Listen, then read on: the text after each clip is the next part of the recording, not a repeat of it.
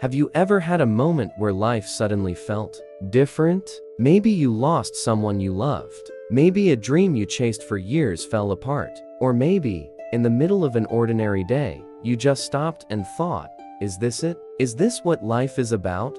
We spend so much of our time chasing success, love, approval, comfort, only to discover that even when we catch them, something still feels missing. Buddha called this dukkha, the unsatisfactoriness that runs quietly through life. It's not just pain, it's the subtle restlessness that says, there must be more than this. Over 2,500 years ago, Siddhartha Gautama, the Buddha, discovered a way to see life with new eyes. Not through blind faith, not through rigid rules, but through direct understanding of how reality works.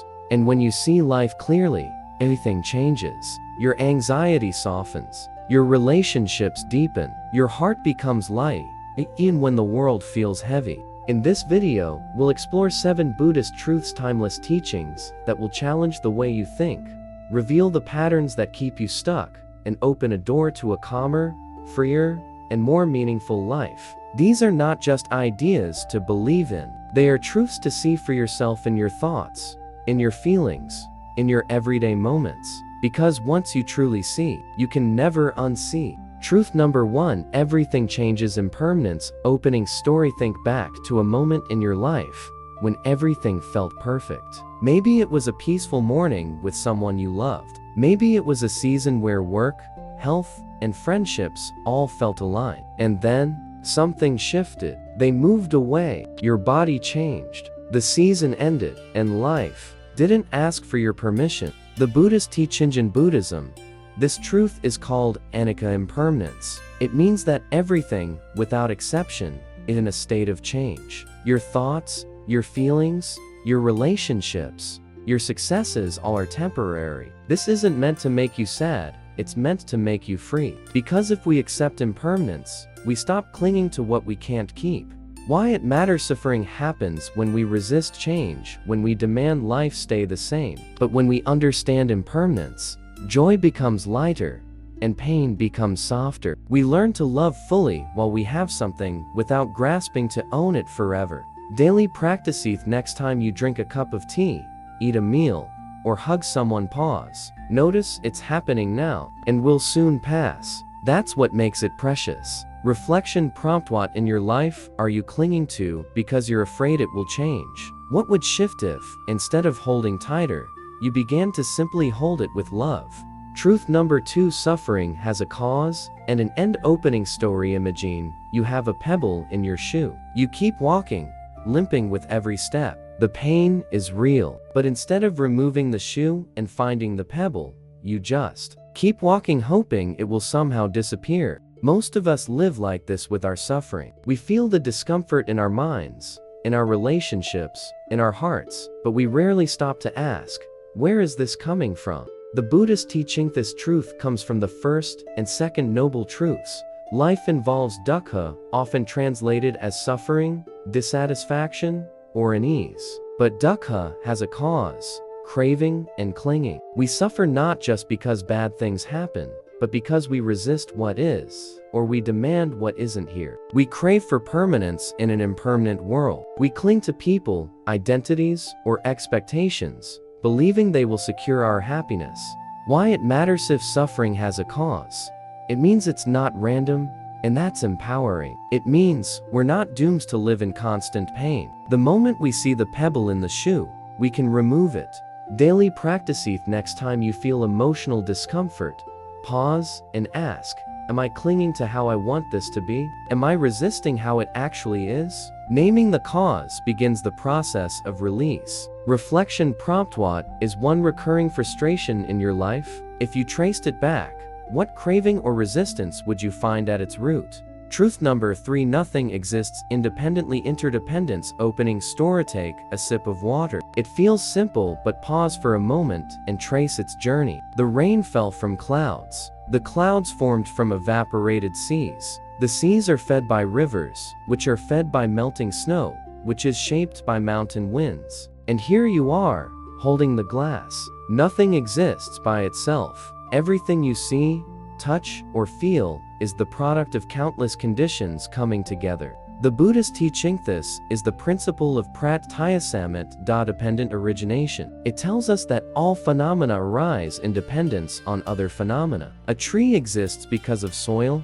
sunlight, water, and air. A thought exists because of memory, perception, emotion, and context. We are not separate islands floating in space, we are threads in an infinite web. To pull one thread is to vibrate the whole. Why it matters. Understanding interdependence dissolves the illusion of isolation. Your suffering is not just yours. Your joy is not just yours. Every action you take ripples outward, seen or unseen. This truth calls for humility because nothing you've built, learned, or become happened entirely on your own. And it calls for compassion because others are carrying conditions you may never see. Daily practice a gratitude tracing.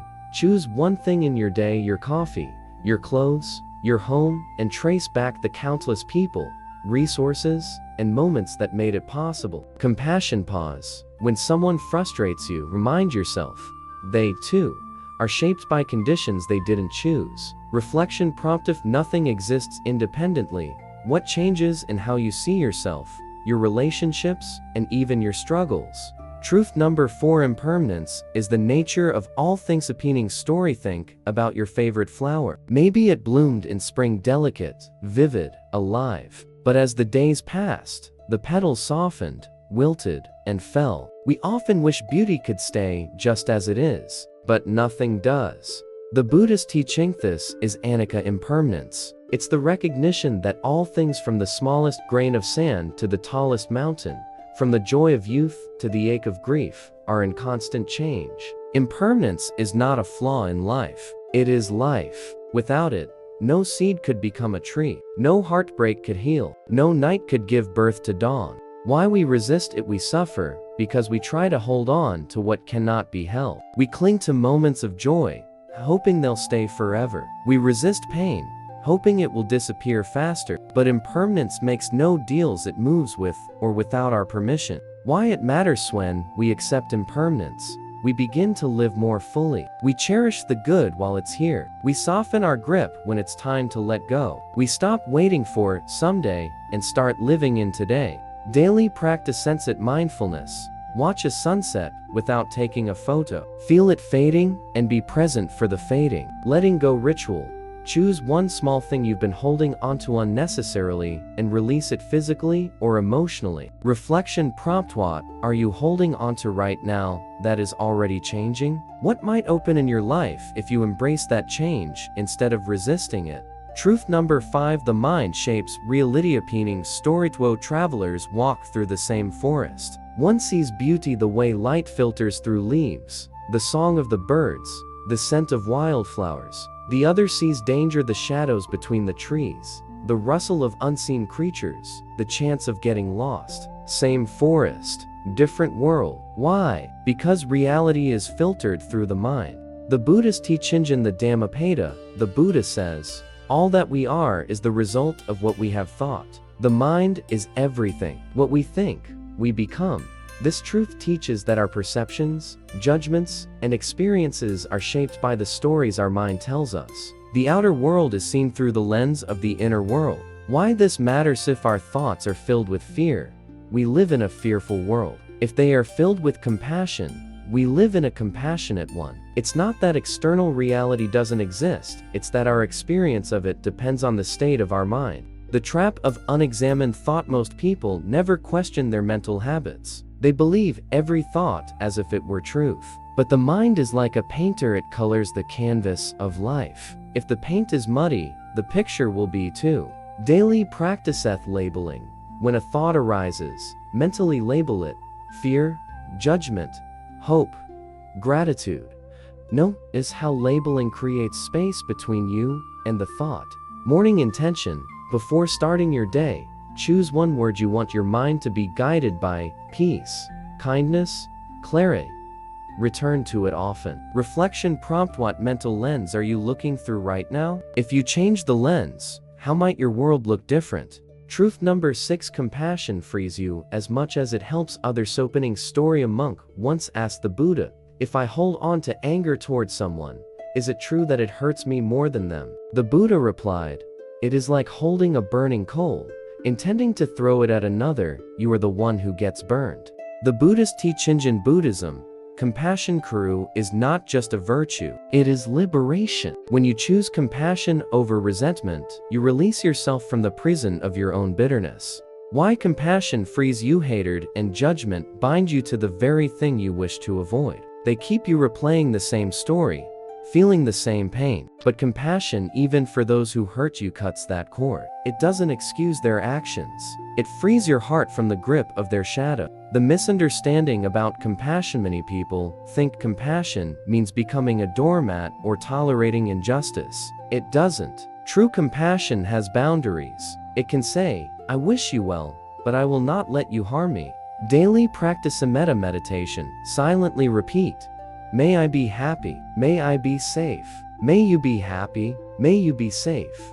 Begin with yourself, then extend to loved ones, strangers, and finally even to those you struggle with. Pause before reacting. When hurt, pause and ask, what would compassion look like here for me and for them? Reflection prompt: woe in your life have you been holding anger toward? What might happen if, instead of carrying that weight, you offered compassion not to approve, but to release? Truth number 7: impermanence is the gateway to freedom. Opening story: a king once asked a wise sage, give me a sentence that will be true in every circumstance, in joy, in sorrow, in victory, in loss. The sage replied, this too shall pass. The Buddhist teaching impermanence anicca is one of the Buddha's core insights. Everything changes. No matter how strong, beautiful, or painful something feels right now, it is temporary. And in this truth, there is both grief and liberation. Why impermanence frees you: suffer when we cling to relationships, to identities, to moments as if they can be frozen in time. But life is a river, not a still pond. When you stop trying to dam the flow, you can float with it instead of drowning in resistance. The misunderstanding about letting go: many think that accepting impermanence means giving up joy or detaching from love. It's the opposite. When you know something is fleeting, you cherish it more deeply. You hold it gently instead of gripping it until it breaks. Daily practice mindful gratitude. Each morning, notice one thing you value: a person, a moment, a comfort, and silently remind yourself, this is here now. I will appreciate it fully. Breath awareness. Watch your breath. Inhale, exhale. Each one unique. Each one never to be repeated. Reflection prompt: what in your life are you holding on to as if it will last forever? What might change in your heart if you embrace the fact that it won't, and loved it all the more because of that?